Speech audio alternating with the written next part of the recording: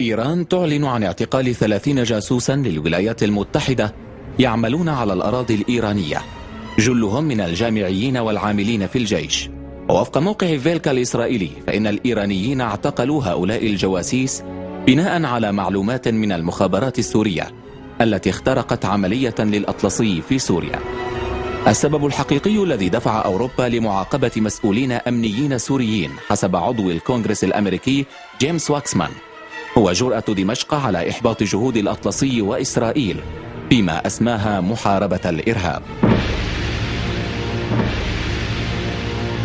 خبير أمريكي في الشؤون الاستخباراتية ممن عملوا في الشرق الأوسط يروي قصة عملية الياسمينة الزرقاء التي شاركت فيها كل أجهزة استخبارات دول الحلف الأطلسي، والتي استهدفت التأثير على القرار السياسي في سوريا عبر اختراق أجهزة الدولة المدنية والعسكرية، وعبر العمل أمنيا على إيصال شخصيات موالية للغرب إلى مواقع سلطوية تتمكن من خلالها مخابرات الأطلسي من السيطرة على مقاليد الأمور في سوريا حين تحين اللحظة المناسبة، أي انهيار النظام.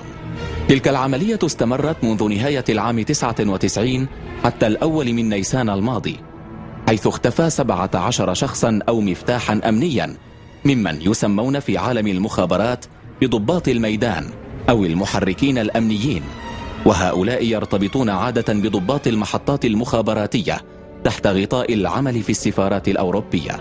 هناك ناج وحيد ممن شاركوا في العملية لأن إقامته في دبي وليست في دمشق، وهو المفتاح الأمني 18، إنه الرجل سين.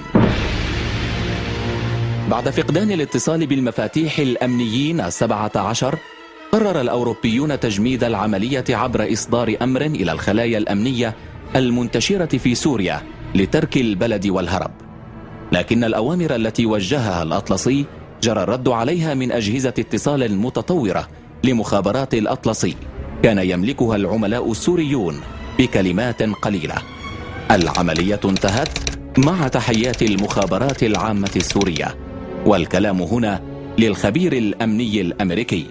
تلك الشبكات كانت في معظمها قد أصبحت في السجن، وهي التي جرى بناؤها منذ عام 99، ثم جرى تفعيلها بشكل كبير عام 2005 بعد انضمام الرجل سين إلى تلك العملية كمنسق رئيسي بين مخابرات الأطلسي وبين عملاء سوريين من مستوى رائع نجح في تجنيدهم.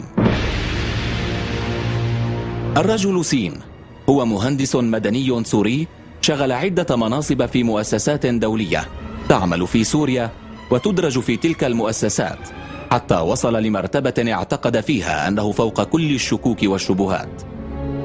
خضع لعدة دورات عالية المستوى في العمل الأمني والتجنيد وجمع المعلومات وقيادة العمليات الأمنية ميدانيا في دمشق وفي القاهرة وفي لندن في لشبونة وباريس.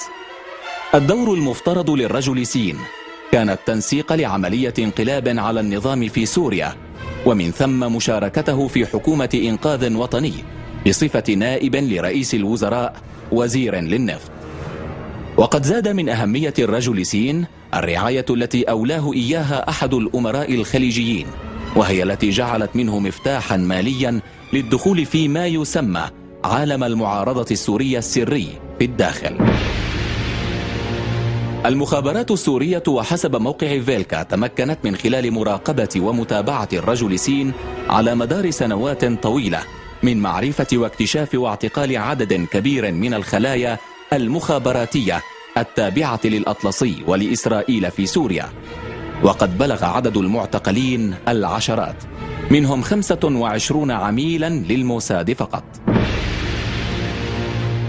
قلب نظام الحكم وضمان توجيه الأوضاع في سوريا وقت الاضطرابات إلى وضع يكون البديل فيه عن النظام القائم جاهزا على أن يكون مواليا للغرب.